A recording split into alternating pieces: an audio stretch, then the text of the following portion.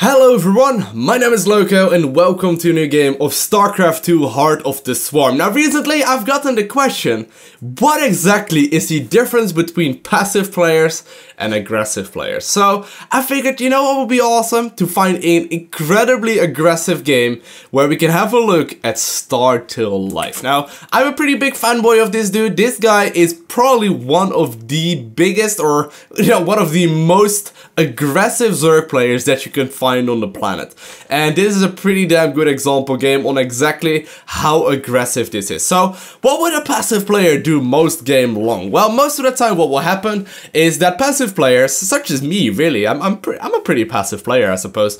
Most of the time what will happen is that you sit back most of the game, go for a big economy advantage, and then eventually overwhelm your opponent with a whole lot of Zerg units. Now, in this specific game, life is gonna show you a whole different kind of Zerg, and I actually am really curious what kind of a style you prefer. So let me know right below that like button in the comment section below. I would love to read your feedback on it. What will you prefer? Do you prefer aggressive Zerg, or do you appreciate like passive Zergs more, such as for example like Snoot or whatever, who are very good at playing passive and obviously still have the results to back it up. So his opponent for this game, as you might have already could have seen already by the scoreboard right there, is going to be Axion's Ryung, also an extremely high level Terran player, one of these Terran players that actually haven't achieved nearly as much as you would expect. Like, this guy has been around for a long time, he's been a big name for a long time, but I don't think he actually won any major tournaments, at least not recently.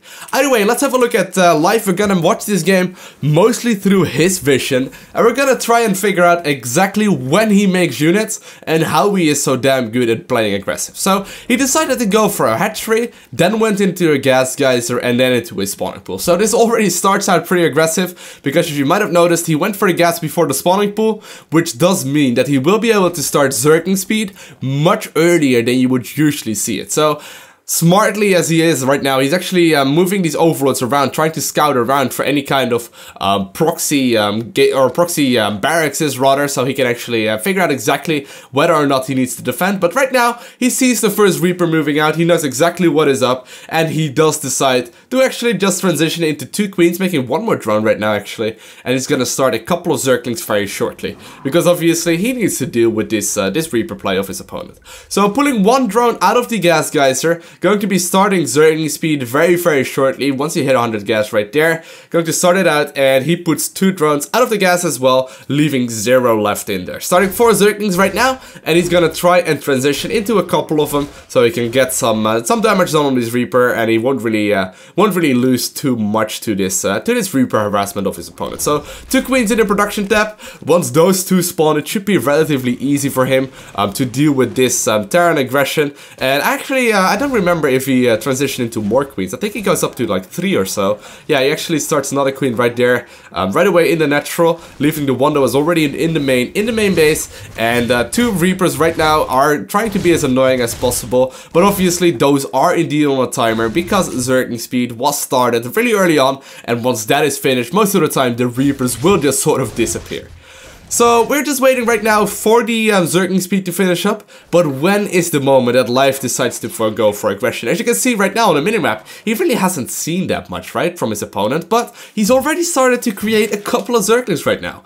Most Zerg players at this point, they will be happy, okay, we warded off all of this Reaper aggression. This is a superb moment to start making drones instead. But what does life do? Life decides to go for 14 more zerglings right now. Link speed about to finish up, and he is going to spend the first larva of the inject that came off from his queens. He decides to go straight into a whole lot of aggression. So right now, zerglings are already running across the map. He is following it up with drones once more, so he's definitely not going all in with this, but he's just trying to see what damage he can get done with all of these links. Now, why does he do this? Well, he doesn't really want his opponent to land these Zerglings, or land his command center rather, at the natural. So right now he's making more drones. He's still going for the 6.5 minute third base. However, he is not allowing his opponent to get this this natural up and mining, and he's also being a little bit cheeky because he's not going for any more upgrades.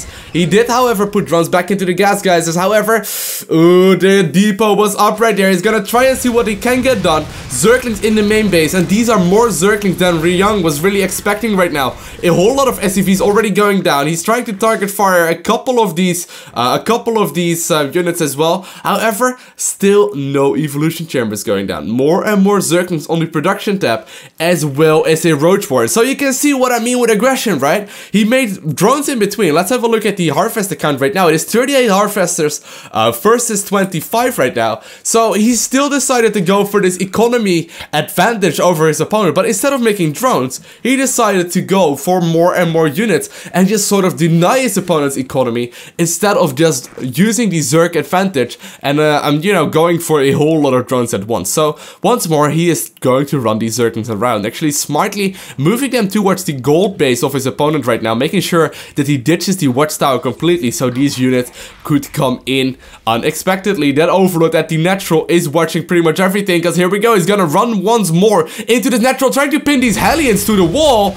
Won't be able to get them. Yes, it does look like these Hellions are indeed trapped. He's going to split the Zerglings up so he maximizes the damage he can get done on them, but at the same time he's producing more and more roaches, more and more Zerglings as well, and roaches already moving across the minimap right now. But you do actually not see any mining at that third base, and we also see a baning nest going down already. So more and more aggression happening, and at the same time the Terran player did make a whole lot more SCVs. So mules are mining with this as well. So life definitely needs to get something done. But if you take a look at the income tab, or at the production count rather, and at the supply counts, it is pretty obvious that life is not holding back. There is already roaches knocking at the front door of the Terran player. He will be able to morph a whole lot of banelings very shortly as well. Let's have a look at how this is gonna go. He's trying to target fire down whatever he can, but he does decide to pull back for now.